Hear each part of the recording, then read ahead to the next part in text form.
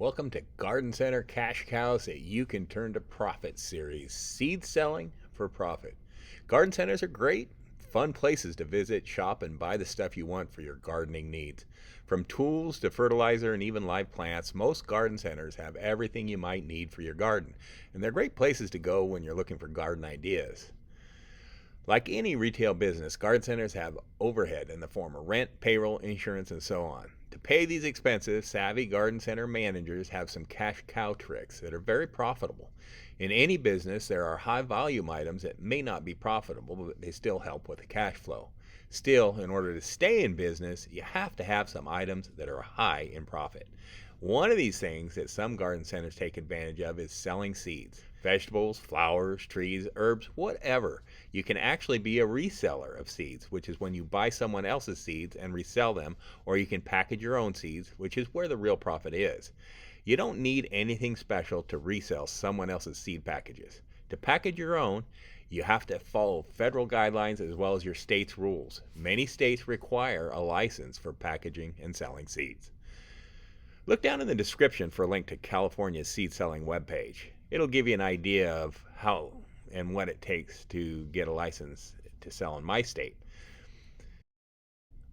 All this licensing stuff sounds like a hassle, but consider this. One of my suppliers sells a quarter pound of beefsteak tomato seeds for $45.75. They sell the same seeds in a 50 count pack for $2. A quarter pound of these tomato seeds is around 880,000 seeds. That means you can make 1,760 of those 50 count packages out of a quarter pound of seeds. If you sold them for $2 each, you will profit over $3,000. Even better, you break even after only selling 23 packets. People are doing this.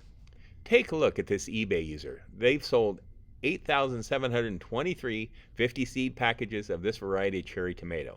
Even if these were only all sales of the $2 packet, that's over $17,000 in sales on just this one variety of seeds.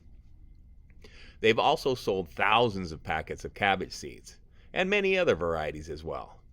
You can do this as a side gig. You don't have to have a garden center to package your own seeds. You can sell seeds online, on eBay, Etsy, Amazon, or your own e-store. Seeds are light and small, and so are cheap and easy to ship. Repackaging seeds takes a minimal investment, and you'll recoup that investment quickly. Guarantee your success. There's very little need to have fancy packaging when you're selling online, but there are a couple of reasons you might want to design a nice looking label. One is branding. Also, if your state requires a seed selling license, there also generally require certain labeling requirements. In my state, your seed package must include the year the seeds were packaged for, as well as a guaranteed buy statement by you and your address and business name.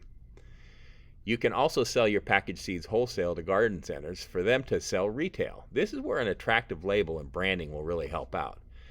But you don't have to start with a fancy label. If you can print up some address labels with a minimum info required, you can get started. Later, if you aren't up to designing your own fancy label, you can hire somebody else to do it.